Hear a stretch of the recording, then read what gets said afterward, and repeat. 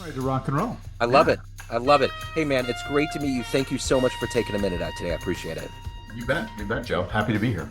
So let's begin our journey with this. 5 years ago, this pandemic changed all of our lives, changed so many things about the way we perceived and lived. How did you get through that era, and how has it affected the way that you live and do things now? Wow.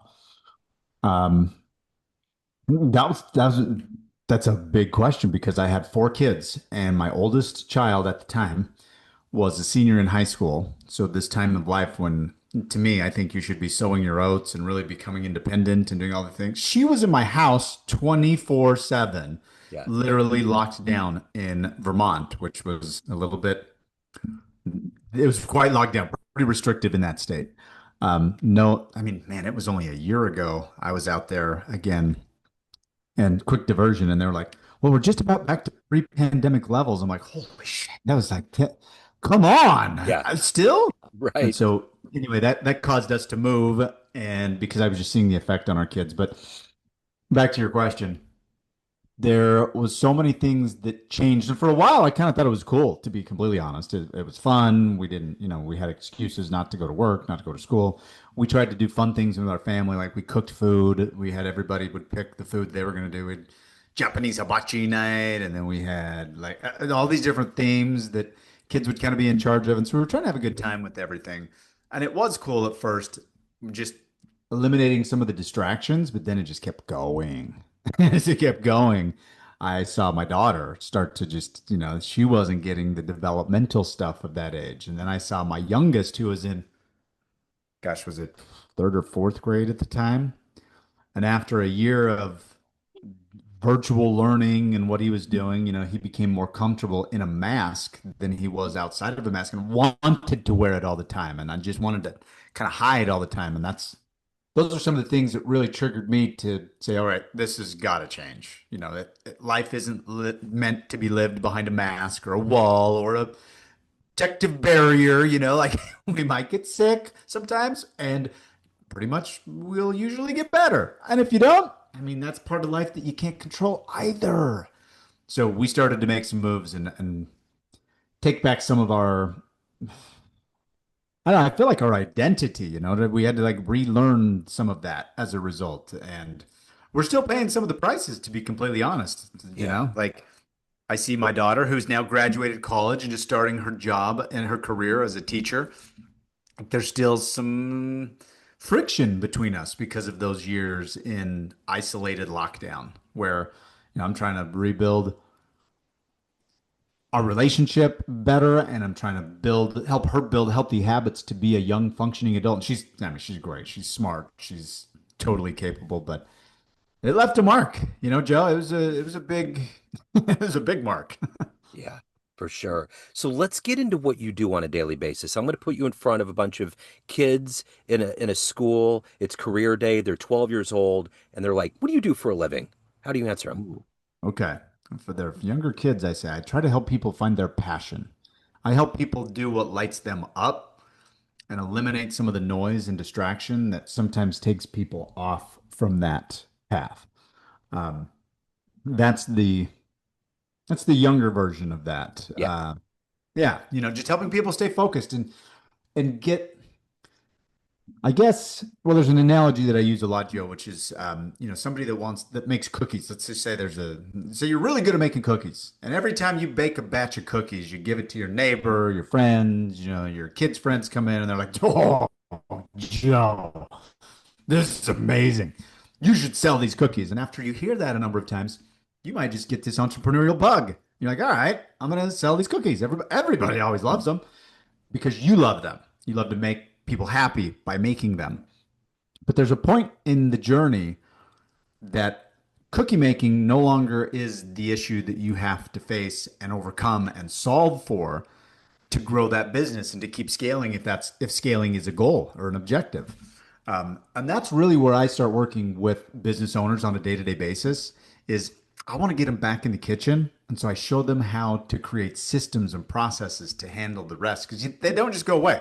You Yeah. still have to file 941 returns every quarter or every month if you have employees. You know what I mean? Yeah. That, I mean, you can choose not to, but I don't think that's a good idea because Yeah. they'll come pretty hot and heavy to demand their share. Yeah. So show people how to create the systems that keep them in the kitchen and not because you can imagine a cookie maker, Joe, if you're really into that kitchen scene, you're more of an artist than you are a scientist, Yeah. right? You've got flour, you're splashing around, you're wearing the big funky hat, and you got your apron on, and you're having a good time, probably some music playing. I'm gonna guess that spreadsheets and tax returns aren't places you go for fun. Yeah. That's not that's not your sweet spot. Yeah. So the more you have to spend your time and energy in those places, the more your energy gets drained, Yep. your passion becomes a grind, and over time, I think that begins to extinguish your fire, which is a travesty. So Yeah. that's what I help people with. I love it. So what did you want to be at 12 years old? What was your dream job? Musician. Okay. Did you Yeah, play in bands? Did you do any of I that? did. Yeah, yeah. I played a saxophone. Um, I always had the entrepreneurial bug, but I also really love music and I love playing the saxophone. Um, so I played the sax as a kid in grade school, and elementary, and then up through middle school and high school and jazz band and was invited to state jazz bands. And my sister entered me into a competition just through a radio station when I was probably about that age, 12, 13, something like that. And it was to meet Kenny G and hang out with Wow. Kenny G for the day. And she won on my behalf. So, Wow. so I'm 12 years old and I went up to Salt Lake City and I think it was 12, it was something like that. And I went up to Salt Lake City and got to hang out with Kenny G for from like 10 o'clock in the morning until 5 o'clock at night. And he was Wow. playing and showing us circular breathing and all of his tricks and talking about his jet. And I'm like, you can play the saxophone and have a personal jet, like a private jet? This is Yeah. amazing. I didn't realize that was that, like, I just thought the sax was kind of, I didn't think it was that big of a deal.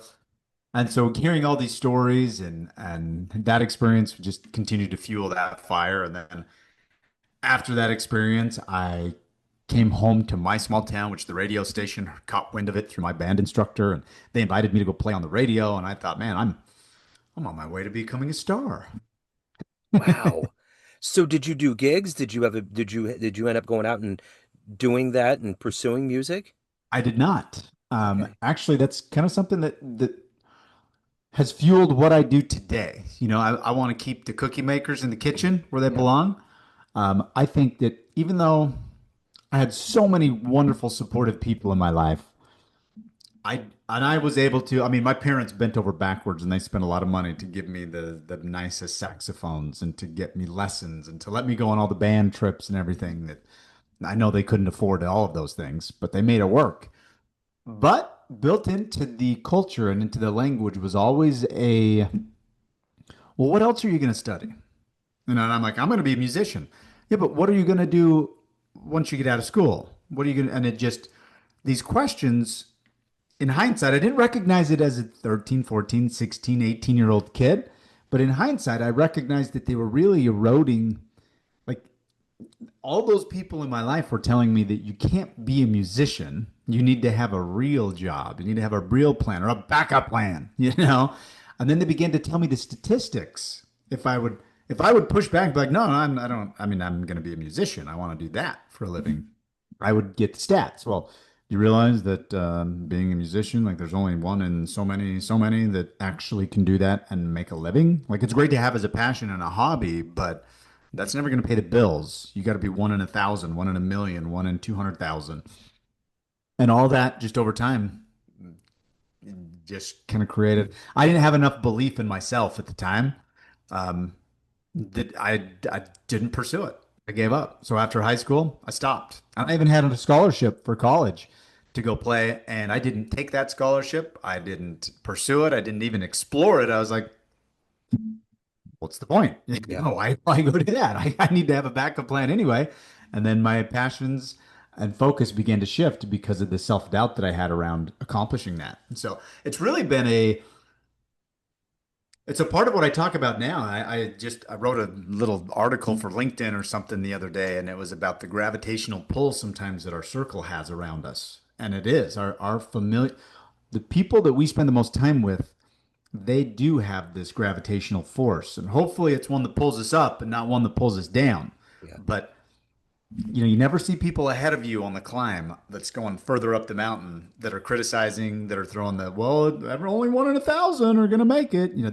It's never like that. It's always from the people that are below you, that are down at the base camp, that haven't started to climb.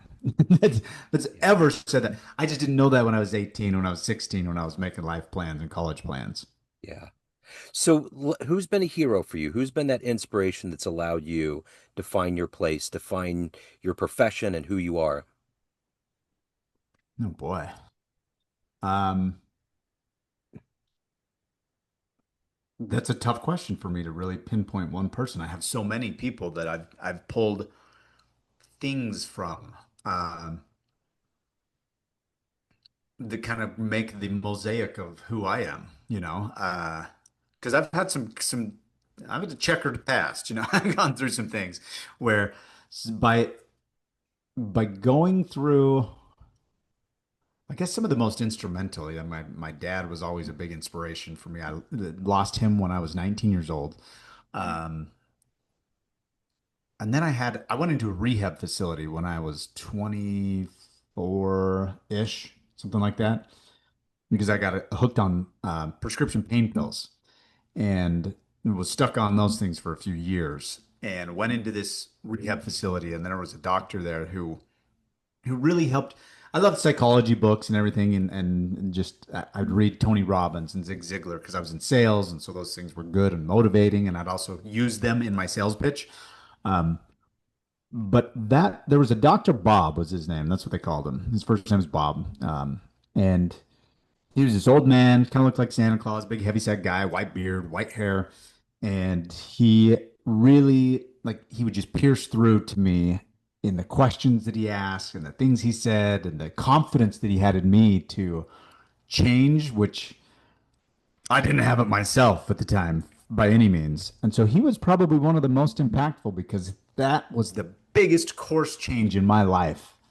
Any one single moment, there was those 6 weeks that I spent in that facility under his supervision and care to really pull together all these frameworks of psychology and how to deal with, learning why I was making some of the choices that I made, finding out about some of this stuff about my surroundings and how their questions may have led to me questioning myself. And when you question yourself, you create an incongruence, like a dissonance cognitively in your mind where you think you want to do this, you're going to be this way, but your behavior goes this way. And that's hard to reconcile in the same 6 inches between your ears, right? Yeah. So when that happens, and this is what he taught me, there is a need to do something to try to make that dissonance, that conflict go away. And that's why 99 out of 100 people drink too much or do drugs or do some other stupid self-defeating addictions because they just haven't reconciled what's going on in their head. And so he helped me reconcile and he gave me the tools to continue to reconcile as I went forward over the next 25 years. So let me ask you this. What is the motivator for you every day to do this work that you do, to help people, to change lives, to take care of your soul and your family? What is that collective energy for you to do it at a high level every day?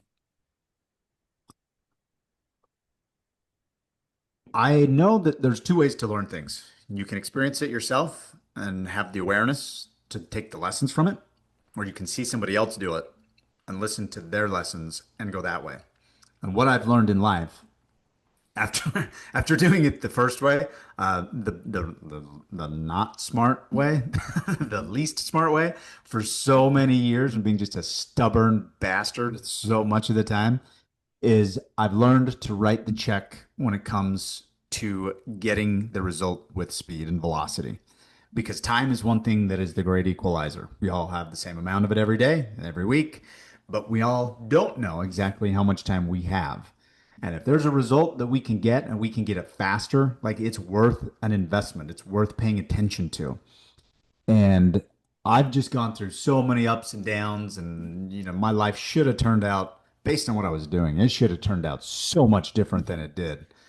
And I feel called to share those experiences and some of the low, low places that I've been with other people and say, you can go that low if you want. You can wait till you get to the bottom, dig below the bottom, get an excavator and really go low and learn the lesson. Or I can show you some of the things that you could avoid. I can show you ways to get there faster. I can show you how to shortcut some of the process or learn the lessons by looking at myself or others that have worked with me and for me that have taught me how to get those results without the pain and suffering.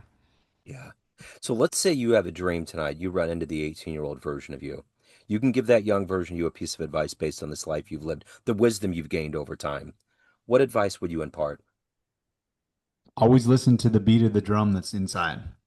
Just put in earplugs, block out all that shit that's outside because the one that's coming from inside, it's my belief that that is coming from God. And I believe that each one of us have a drum beat in our heart that we can hear. And it's scary as hell for most of us. Most of us will never want to say it out loud. And some of us try to think that we don't even have one. But if you dig deep, you got one. We all do, I think. And if you listen to that and you have the courage to take one step after another, that's where you'll always find the sweetest fruits that life has to offer. And I know that I've compromised mine many times. And I do just go back and just say, don't stop listening. Yeah. Listen to it despite what anybody else says. And don't be a rebel just for rebel's sake. Listen, if you need to rebel because of your drum beat, so be it. But don't be a dumbass. Yeah. I agree. So, of everything that you've done and evolved to at this point in your life, what are you ultimately the proudest of?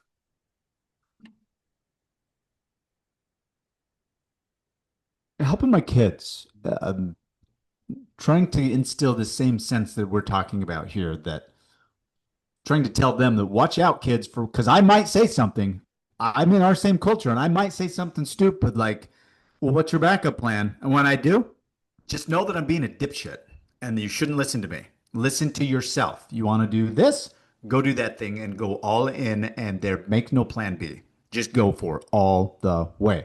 But you also got to realize what are your standards? Like what is the standard that you're going to hold for because just writing some wish down on a piece of paper isn't enough. Are you committed to actually reaching that level? And what are the standards you need to follow to get there? So that's something that I'm proud, but also still humble because I know I don't get it right. But I'm really trying to help my kids be the best versions of themselves.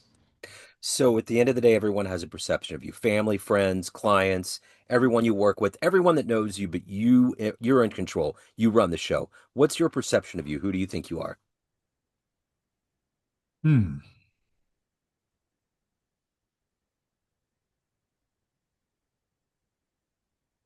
I'm a guy that wants to help figure out a way to give people more hope. I think is what that boils down to for me is if you're struggling with addiction, look at my story and there's hope. Because if this knucklehead can pull out of that and accomplish some of the things that I have, like surely you can. Um, Regardless of the situation, like it's listening to the chatter and the culture and the norms, like there's more hope out there available. And I want to be the champion of that. I want to be the catalyst for people finding more of it in their lives, regardless of the situation they're in. Whether they're a business owner and they're just swamped with all the admin work and they don't know, they haven't baked a cookie in months and they'd really like to get back to it and business is failing because of it. Whatever the case is, there's a hope, there's a path back to that. And it's taking a page out of, you can suffer through to the bottom, like we said, like we talked about, or you can grab a page out of somebody else's book and you can find those shortcuts and those paths up the hillside that are a little bit that have already been trod for you. Somebody's done it before. And if anybody's ever done it before, you can do it. You're capable. It's Who's proof your favorite? positive. Yeah, absolutely. So, who's your favorite saxophonist of all time? Oh man. Uh, I got to admire Kenny G the most because he's turned it into such a fantastic business. Like yeah, the guy is brilliant and he's made so much money and he gets to do what he loves. And I know a lot of people that are like purists might really rail against that, but hey, I got to give the guy credit where it's due. But some of the older, the Charlie Parker is yeah, probably one of the greatest of all time, but he didn't learn how to reconcile some of the stuff that he had going on in his head, and the heroin took him before he yeah, could figure it out. So, for sure.